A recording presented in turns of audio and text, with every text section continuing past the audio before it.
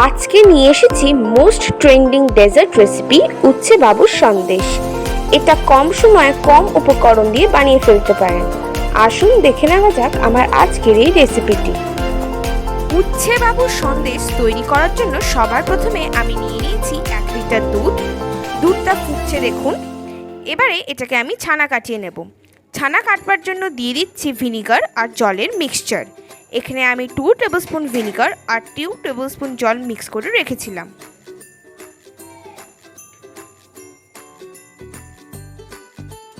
দেখুন নাড়তে নাড়তে ছানা কেটে গেছে। এবারে এই ছানাটাকে আমি জল ঝরিয়ে নেব। ছানাটা এবার আমি জল ঝরাবো। তার জন্য একটা পরিষ্কার সুতির কাপড়ের উপরে আমি ছানাটাকে দিয়ে দেব।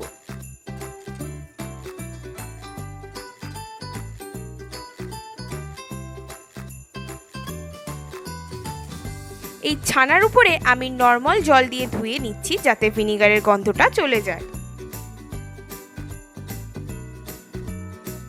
তারপর আমি এই কাপড়টাকে টাইট করে বেঁধে জল ঝরতে দিয়ে দেব।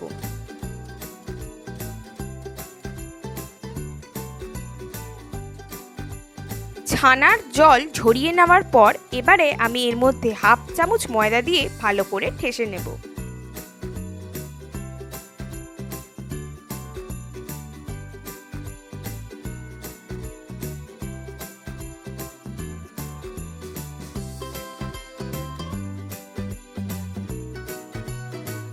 ঠাসার পর দেখতেই পাচ্ছেন ঠিক আটা বা ময়দার মাখার মতন ডো তৈরি হয়ে গেছে।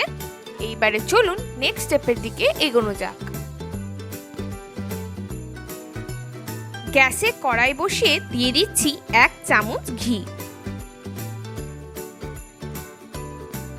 ঘি দেওয়ার পর দিয়ে দিচ্ছি ঠেসে রাখা ছানা।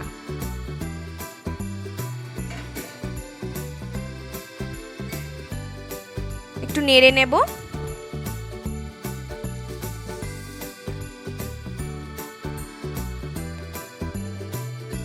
ছানা দেওয়ার পর দিয়ে দিচ্ছি পাউডার সুগার। এখানে মিষ্টিটা আপনাদের নিজেদের স্বাদ অনুযায়ী ব্যবহার করবেন।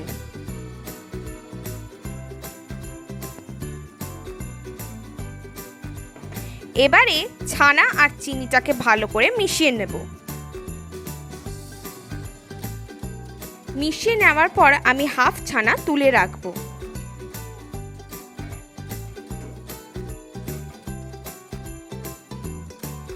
আর বাকি হাফটার মধ্যে আমি দিয়ে দেব 2 ফোঁটা ফুড কালার।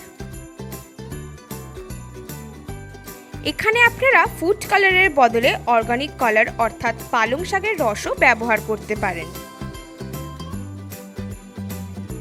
আবারও এটাকে ভালো করে লো ফ্লেমে মিশিয়ে নেব। মেশানো হয়ে গেছে। এইবারে এটাকে তুলে নেব।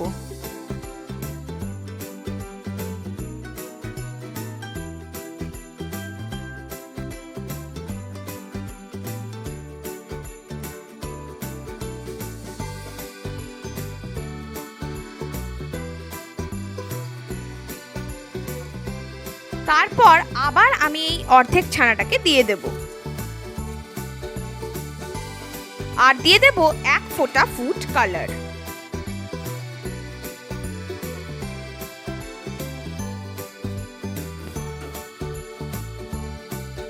আমি আলাদা আলাদা করে ফুড কালার মিশিয়ে করছি যাতে 2 রকম কালার তৈরি হয়। এটাও ভালো করে মিশিয়ে নেওয়া হয়ে গেছে। এবার এটাকে তুলে নেব। 2 রকম ছানার কালার তৈরি করার পর আমি আবার এটাকে ঠেসে নেব। ঠেসে নেওয়া হয়ে গেছে। এবারে উচ্ছে বাবুর সন্দেশ তৈরি করব। প্রথমে 2 রকম ছানার কালার থেকে অল্প অল্প ছানা নিয়ে উচ্ছে আকার তৈরি করে নেব।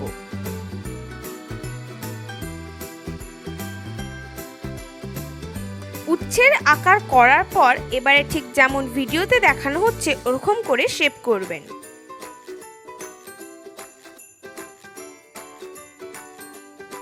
আমার প্রিয় সিরিয়ালের নায়িকা মিঠাই যখন এই রেসিপিটা করেছে তাই আমিও ভাবলাম যে এই রেসিপিটা ট্রাই করা যাক। এই উচ্ছে সন্দেশের রেসিপি করা খুবই সহজ। আপনারা এটা অবশ্যই বাড়িতে ট্রাই করবেন।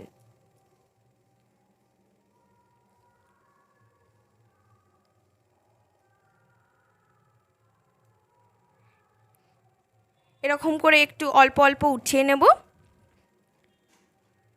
তারপরে একটা টুথপিকের সাহায্যে এই সন্দেশের গায়ে একটু এবড়ো খেবড়ো করে দেব।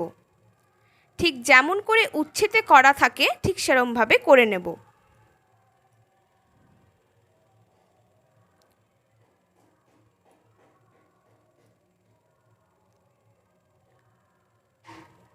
দেখতেই পাচ্ছেন খুব সুন্দর করে উচ্ছে সন্দেশটা তৈরি হয়ে গেছে। এবারে উচ্ছের ডাঁটা তৈরি করব। তার জন্য একটা শাকের ডাঁটা নিয়ে এর ওপরে গুজে দেব।